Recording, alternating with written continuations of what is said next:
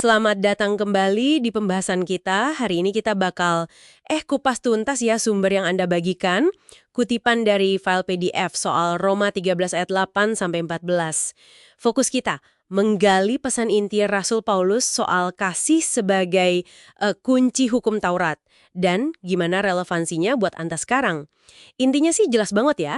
Kasihilah sesamamu manusia seperti dirimu sendiri. Ini kayak rangkuman banyak perintah lain. Nah, yang menarik, sumber ini juga nyebut 3 tujuan Allah ciptain manusia. Nanti kita sambungin ya. Oke, kita mulai dari ayat 8 dulu. Kenapa ya Paulus bilang, jangan berhutang apa-apa selain saling mengasihi?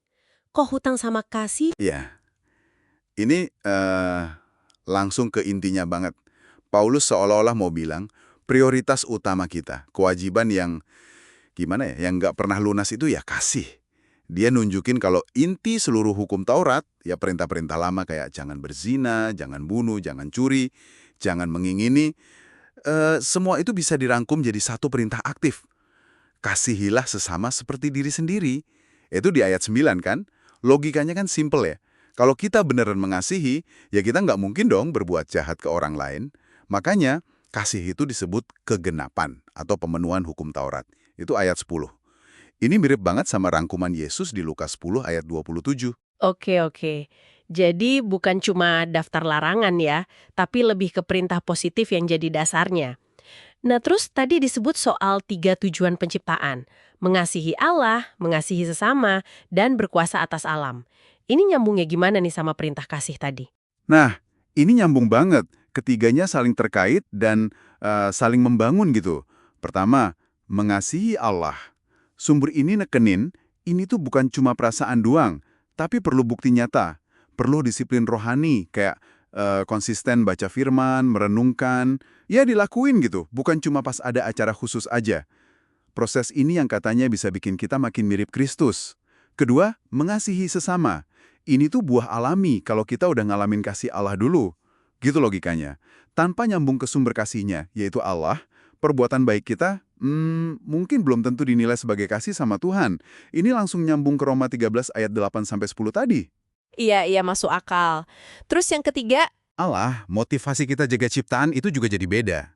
Bukan lagi buat eksploitasi demi ego atau untung sendiri, tapi lebih ke tanggung jawab kita sama penciptanya.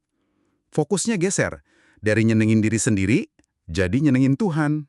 Gitu. Oke, paham.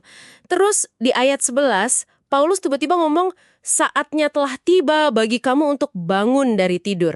Wah, ini kok nadanya kayak urgent banget ya? Maksudnya apa nih? Betul.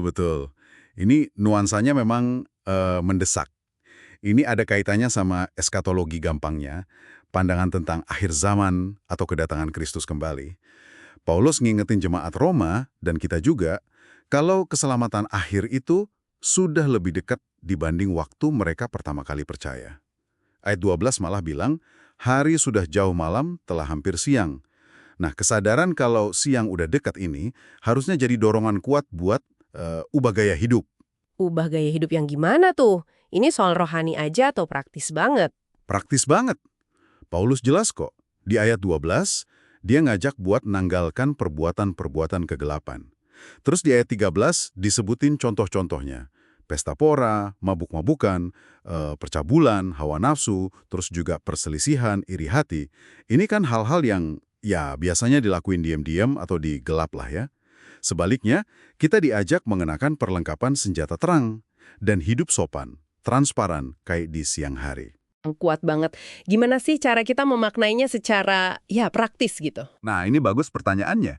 Ini tuh lebih dari sekedar metafora pakaian. Artinya itu secara sadar, secara aktif, kita mengadopsi karakternya Yesus. Nilai-nilainya, prioritasnya, cara dia bertindak dalam hidup kita sehari-hari. Jadi cerminan dia gitu. Dan menariknya, ayat ini langsung ngasih kontras. Janganlah merawat tubuhmu untuk memuaskan keinginannya. Jadi ada pilihan sadar untuk nggak lagi hidup buat muasin diri sendiri. Tapi fokusnya ke Kristus. Ini inti transformasi hidup yang ada kaitannya sama kristologi. Pemahaman kita soal siapa Kristus dan gimana dia jadi teladan hidup. Oke, jadi kalau coba kita rangkum nih buat Anda yang lagi dengerin. Pesan Paulus di Roma 13 ini ditulis sekitar tahun 57 Masehi buat jemaat Roma.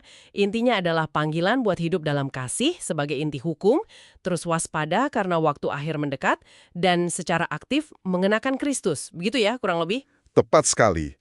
Kasih itu bukan cuma perasaan, tapi prinsip aktif yang ngejalanin tuntutan moral Allah.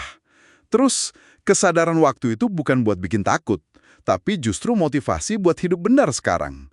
Dan mengenakan Kristus itu, ya transformasi total, bukan sekedar, nambal sulam perilaku aja.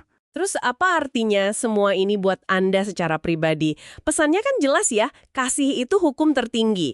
Hidup kita perlu nunjukin kesadaran kalau waktu Tuhan itu penting, istilahnya kairos ya, momen penting dalam rencana Tuhan, bukan cuma jam biasa. Dan keselamatan akhir itu makin dekat, jadi ini panggilan aktif buat ninggalin gelap dan sengaja mengenakan Kristus. Betul. Sumber ini juga ngasih langkah praktis kok. Coba jujur periksa hidup kita dari dosa-dosa spesifik tadi, terus praktikan kasih secara proaktif, jadi bukan cuma nggak jahat, tapi ya berbuat baik, dan hiduplah dengan kesadaran kairos itu. Nah, tapi yang penting banget diingat, sumber ini juga garis bawahi, kemampuan buat ngelakuin ini semua tuh bukan dari usaha kita sendiri loh. Ini diyakini sebagai anugerah semata, sola gratia. Diterimanya lewat iman yang sejati, sola fide, fokusnya cuma ke Kristus, solus Kristus, dan ujung-ujungnya semua ini buat kemuliaan Allah aja. Soli Deo Gloria. Jadi, ini bukan soal jadi orang baik pakai kekuatan sendiri. Oke, Oke, nah sebagai penutup nih, sumber Anda ini ninggalin satu pertanyaan yang bagus banget buat Anda renungkan lebih lanjut. Maukah Anda menyenangkan hati Allah dengan menggenapi tujuannya saat menciptakan Anda? Sesuatu untuk dipikirkan ya.